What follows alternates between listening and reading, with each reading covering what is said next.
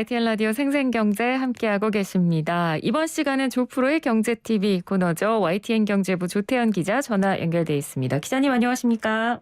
네, 안녕하세요. 조태현입니다. 네, 먼저 오늘 시장 상황부터 좀 정리해 주시죠. 네, 오늘은 시장 상황은 코스피, 코스닥 모두 장 시작 직후부터 하락하는 모습을 보였습니다. 막판에 낙폭을 줄이긴 했지만 만회하기는 좀 어려웠고요. 결국에 코스피는 0.19% 내린 2745.06으로 장을 마감했습니다. 개인이 8천억 원 넘게 순매수를 했는데 기관이 한 8,300억 원어치를 순매도했고요. 네. 외국인도 소폭 순매도를 하면서 지수를 하락하는 데 앞장을 섰습니다. 지난 4일에 뉴욕 증시가 다우는 하락하고 S&P 500 그리고 나스닥이 또 하락하는 모습을 보였는데요. 다우는 상승했고요. 아마존이 13.54% 급등했습니다. 하지만 이런 일부 종목을 제외하고는 대부분 종목이 하락하면서 국내 증시에 좀 부담을 준 것으로 보이고요. 네. 특히 1월에 미국의 고용 상황이 예상보다 아주 좋았는데 이게 기준금리 인상 속도를 앞당길 것이라는 전망으로 이어진 점도 부담을 준 것으로 보입니다. 눈에 띄는 게 환율인데요. 환율이 다시 오른 추세입니다. 4일 거래에서 10원 가까이 하락하면서 1,200원 아래로 내려왔는데 오늘은 또 3.7원 오르면서 1,200.7원으로 마감했습니다. 그렇군요. 자, 시장 상황 먼저 정리를 해봤고요. 아마 지금 저희 방송을 운전하면서 들으시는 분들도 상당히 많으시기 때문에 이 기름값에 대한 관심도 다들 많으실 것 같습니다. 이 국제유가가 치솟으면서 우리나라 기름값도 지금 오르고 있는 추세라고요. 네, 사실 저도 이 가계 부담이 커져가지고 요즘 고민입니다. 근데 최근에 국제유가에 영향을 주는 게 크게 두 가지 측면이 있는데요. 네. 일단은 원유 공급에 차질 우려가 하나 있고요. 지정학적인 문제가 또 하나 있습니다. 첫 번째로는 미국 중서부 지역에 눈폭풍이 왔다고 하는데요. 이에 따라서 원유 생산에 일시적인 차질이 생길 수 있다는 우려가 있고요. 두 번째로는 역시 계속 이어지는 악재죠. 러시아의 우크라이나 침공 가능성이 계속 거론이 되고 있는데 이런 것들이 영향을 미치면서 뉴욕 상업거래소의 서부 텍사스산 원유 가격이 2014년 9월 이후로 가장 높은 수준까지 올랐습니다. 네. 한 증권사에서 보고서를 오전에 내놨는데요. 워낙 급등했으니까 이번 달 중순쯤에 세계 기술적인 하락을 거치고 2분기에는 100달러를 넘어갈 거란 이런 전망을 내놨습니다. 네. 최근에 유가가 통상적으로 2분기에는 하락할 확률이 좀 낮은 편이라고 해요. 또 하락하더라도 급락한 적이 없다는 분석인데요. 이렇게 유가가 오르다 보니까 자연스럽게 기름값도 오르는 추세입니다. 이번 달 첫째 주에 전국 주유소 휘발유 평균 판매 가격이 1리터에 1,667.6원을 기록했고요. 네. 서울은 거의 1,800원까지 오르는 모습입니다. 예. 앞서 전해드렸는데 원달러 환율이 오른다는 거는 원화의 가치가 낮아지면 똑같은 가격의 제품을 달러로 사올 때 우리 돈으로 바꾼 값이 더 높아진다는 뜻이잖아요. 그렇죠. 그렇죠. 현재 환율이 1,200원 선에서 등락을 하고 있는데 더 오른다면 부담이 커질 수밖에 없고요. 정부가 이런 점에 알맞춰서 유류세 20% 인하 조치를 시행은 하고 있는데 국제 원유 가격이 계속 오르다 보면은 사실상 이 유류세 인하 조치가 힘을 잃게 됩니다. 그렇죠. 네. 그렇다고 세수의 한 축을 책임지는 유류세를 더 낮추기도 어렵고 20%는 이미 역대 최대폭이기도 하고요. 네. 그렇기 때문에 정책 카드가 마땅치 않다는 그런 우려도 나오고 있습니다. 네. 결국 상황이 이렇다면 기준금리 올리는 속도가 더 빨라지게 되는 거 아닐까요? 자, 유가는 이제 우리 모든 물가에 영향을 사실상 미치게 됩니다. 그렇죠. 여기에 또 원자재 가격 급등 같은 것도 지금 영향을 주고 있는데요. 지금의 고물가는 외부 영향이 크다는 건데 지금은 그것만이 문제는 아닙니다. 1월에 외식 물가를 보면은 1년 전보다 5.5%나 올라서 11개월 만에 가장 높았습니다. 또 하나 눈에 띄는 게 근원 물가인데요. 3%를 기록했습니다.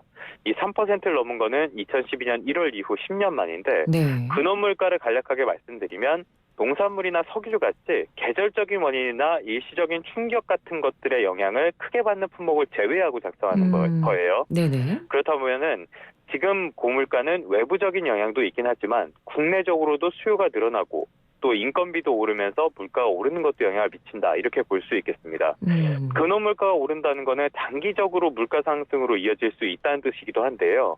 1월에 소비자 물가 3.6% 나왔는데 굉장히 높죠. 네. 근데 일각에서는 물가 상승률이 4%대에 진입할 수 있다는 우려도 제기되고 있습니다. 네네. 결국에 한국은행이 또 나올 수밖에 없는데요. 기준금리를 올려서 시중에 풀린 유동성을 지속적으로 흡수해야 된다는 뜻이 됩니다. 실제로 이주열 한국은행 총재가 지난달에 기준금리를 높인 뒤에 다시 한번 금리를 높여서 연 1.5%가 되더라도 긴축은 아니다 이렇게 설명하기도 했었고요. 다음 금융통화위원회가 오는 24일에 열리거든요. 네. 원래는 1월에 한 번 금리를 높였으니까 이번에는 동결할 가능성이 크다 이렇게 전망이 나왔지만 예상보다 매파적 그러니까 긴축적인 의견이 많이 나왔고요. 또 미국이 예상보다 빠르게 금리를 올릴 수 있다는 점, 또 물가가 빠르게 오르고 있다는 점을 고려해서 이번 달에 추가 인상에 나설 수 있다는 전망도 나오는 분위기입니다. 네, 알겠습니다. 자, 이제 다음 소식입니다. 지난해에 소위 우리가 말하고 있는 영끌족들의 아파트 매입 비중이 역대 최고였다고요? 그렇습니다. 이 한국부동산원에서 나온 자료인데요. 지난해 20대 이하를 포함해서 우리가 소위 말하는 2030 아파트 매입 비중이 전국 평균으로 31%였다고 합니다.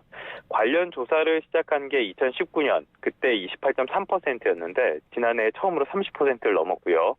특히 눈에 띄는 게 수도권입니다. 서울에서 2030 비중이 40%가 넘었고요. 네. 인천과 경기도 많이 오르는 모습을 보였습니다.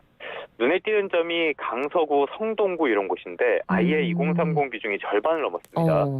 노원구랑 관악구도 50%에 근접했고요. 반대로 강남 3구는 평균을 밑도는 모습을 보였습니다. 네. 그러니까 비중이 커진 곳을 보면은 전셋값이 높고 집값은 상대적으로 낮은 곳. 그러니까 집값이 낮으니까 진입장벽이 상대적으로 낮을 거 아니에요. 네. 그리고 이른바 갭투자도 쉬운 편이니까 아무래도 이런 쪽으로 수요가 몰린 것으로 보이고요. 네. 문재인 정부가 출범했을 때 서울 평균 아파트 값이 6억 원이었습니다. 근데 지금은 12억 원이 넘어요.